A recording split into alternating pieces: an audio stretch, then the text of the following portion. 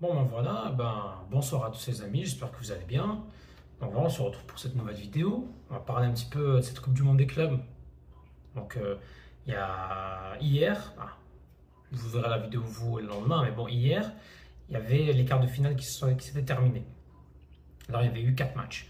Il y avait eu Palmeiras-Chelsea, Fluminense Al-Hilal, Bayern de Munich PSG et il y avait le Real Madrid contre Dortmund. On va parler un petit peu de ce match Real Madrid-Dortmund où notre ami Ben Sebaini était très concerné par, ce match-là. Ben Sebaini, que voulez-vous que je vous dise? Il perd 3-2 et c'est dommage, le scénario du match aurait pu, pourquoi pas, aller chercher une prolongation.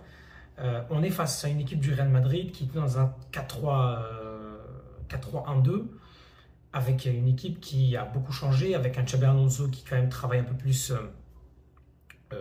avec cette équipe. Il teste quand même un nouveau défenseur central. Il y a Alexander Arnold, latéral droit, qui est arrivé. Il y a aussi Gonzalo Garcia, qui est quand même une belle recrue. Et le Real Madrid, très très vite, a réussi à prendre l'ascendant avec Gonzalo Garcia et Fran Garcia qui ont marqué très vite les 2 premiers buts. Un Ben Sebaini qui était aligné dans une défense à 3, avec un Ben Sebaini qui a fait un match. Que voulez-vous que je vous dise? Les matchs de Ben Sebaini se ressemblent.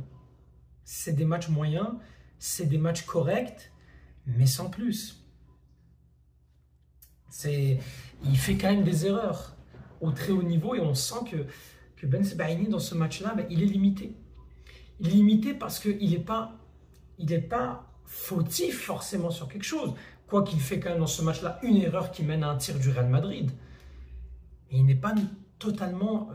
Il fait peut-être ces 2-3 erreurs qui tuent au niveau. Il subit un dribble, il a toujours au moins 10 pertes de balles, c'est beaucoup pour un défenseur. Et je trouve que Ben Sebaini, on sent qu'il a peut-être atteint son plafond. Et son plafond, c'est peut-être Dortmund.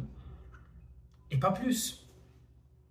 Et c'est problématique pour lui parce que des Ben Sebaini, c'est rare, c'est quand même grave de se dire c'est notre meilleur défenseur central. Il n'y en a personne. Alors bon, après il y a le 2-0. À un moment donné, on se dit ça va être une victoire tranquille du Real Madrid. Puis finalement, Bayer qui marque le 2-1. Là, on se dit, pourquoi pas aller chercher une prolongation. Finalement, Mbappé, il te met une petite volée, 3-1. Là, tu te dis, c'est fini. Et là, tu as un penalty de Guirassy, 3-2. Puis ensuite, il y a une possibilité de marquer avec un tir. Et là, Courtois, il fait l'arrêt de malade. Il fait l'arrêt de malade, Courtois. Bon. Ben Sebaini, il a beaucoup plus... Il n'a pas existé, il n'a pas pu être dans ce surnombre. C'est une équipe du Real Madrid qui a totalement dominé sa rencontre. Voilà un problème qui se passe pour Ben Sebaini qui termine cette saison-là avec sa fin de saison avec un quart de finale de Ligue des Champions perdu face au Barça, un quart de finale de Coupe du Monde des clubs, où il finit en quart de finale encore, éliminé par un club espagnol et par un club européen. Bon, au moins il se fait éliminer par un club européen. Alors ils se qualifient in extremis, ils font une belle remontada pour se qualifier en Ligue des Champions. C'est la seule chose qu'on peut retenir de ce Borussia Dortmund de Rami Ben Sebaini. Là, on est 6 juillet. En même temps, tant mieux pour lui qui va finir maintenant la saison. Parce que sinon, là, c'est beaucoup pour eux. Les joueurs, ça joue beaucoup. Ça joue beaucoup. Fin juin pour Ait Nouri, c'est beaucoup. Hein.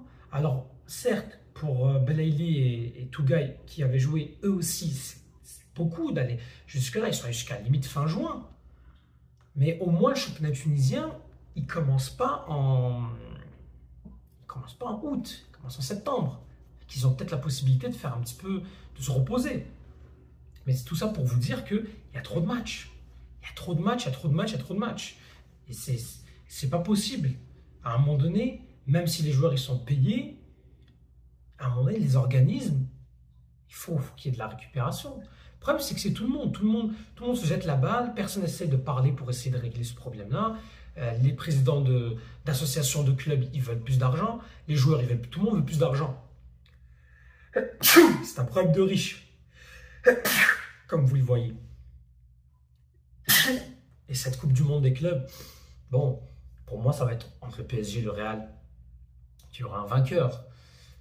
Mais voilà, quoi, c'est un flop. C'est un flop, je suis désolé. C'est un flop de l'affaire. Déjà aux États-Unis, en plus, en parlant de tout ce qui se passe avec les États-Unis en même temps, c'est la merde. Donc ça ne va pas donner envie aux gens d'y aller. Mais au-delà des problèmes politiques, c'est pas un pays de foot.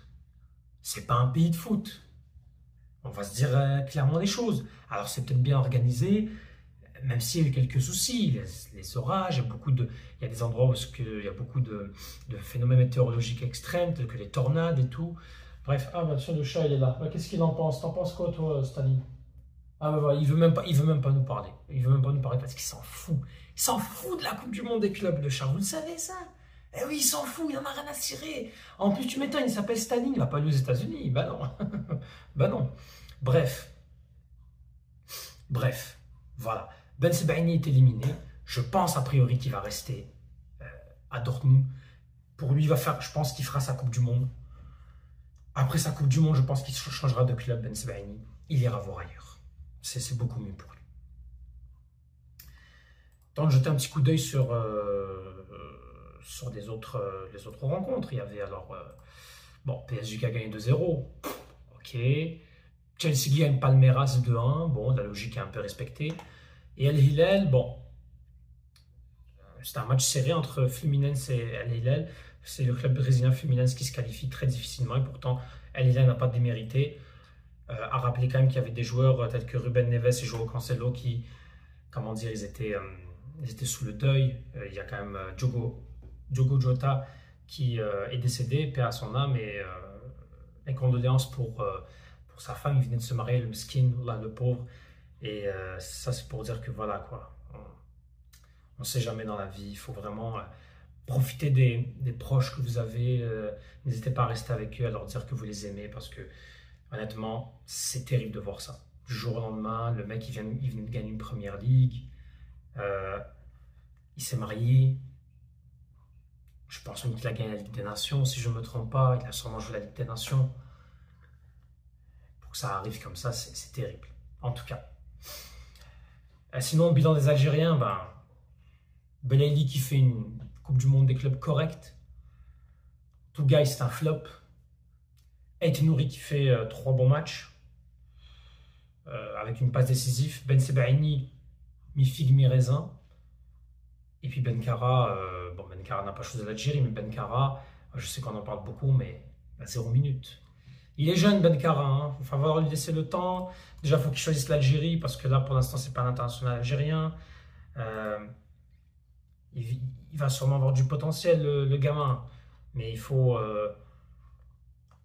laisser le temps. Alors, c'est bien, il a un beau profil, il est grande taille. C'est parfait. Mais est-ce qu'il va aller directement en équipe A? Vu la pénurie, ça se peut que oui, mais bon, en tout cas. Mettez en commentaire ce que vous en pensez, les amis. Abonnez-vous, partagez, mettez un petit pouce bleu et Tahal Jazair.